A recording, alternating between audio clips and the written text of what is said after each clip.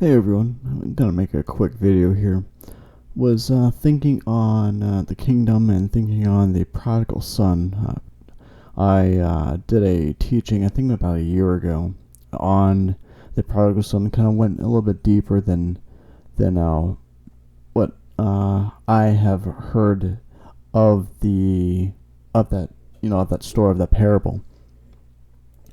And I was thinking on it, and I already had already gone over that the prodigal son and the older son neither knew their father, and that's one aspect of it, of their many different aspects, because each parable is filled with information that in almost every single aspect there's going to be a deeper aspect, deeper meaning to it. But as I was looking at this and thinking on it, I realized that I hadn't really gone over more into it, so I kind of figured, let me elaborate a little bit more into some of the aspects of this. So obviously, the prodigal son, he has a poverty mentality, as in, not just the fact that he didn't know his father, and I'll actually link the teaching up at the top. But poverty is obviously is lacking or not having enough for basic needs. That's the most basic idea of poverty in general.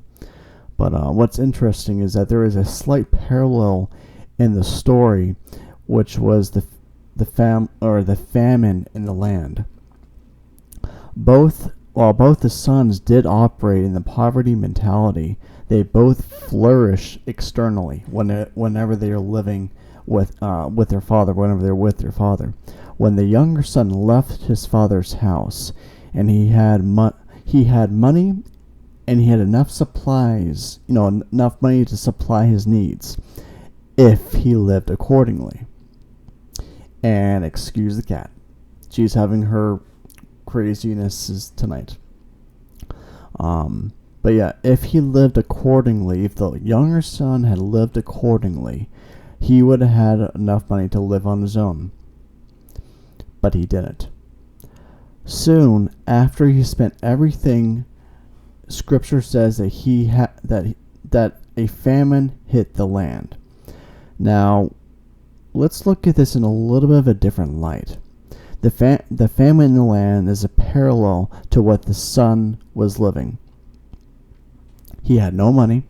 He had no method of supplying or providing for himself, while the land in the parable itself, he didn't own the land.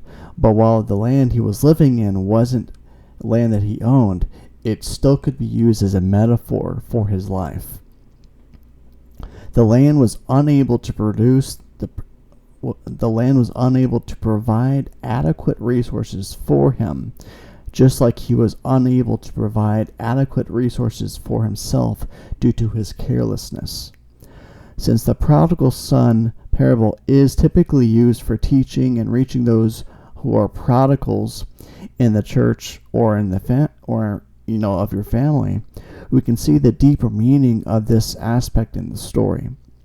When someone who is living a prodigal, when someone who is living as a prodigal, even if they may appear to be living in abundance somewhere in their life or their land, in the symbolic sense, there is a severe famine, and they are unable to provide for themselves due to this famine. Thus, they eventually come to the realization for their need to return to their family and or God. So I was kind of just looking at this. I'm like, oh, that's an interesting parallel there. And I figured I'd share it with y'all. I am still working on the next one. I'm looking to probably get that one posted probably here within the next couple months. Some of these are just too deep to really take, and do within just a couple months.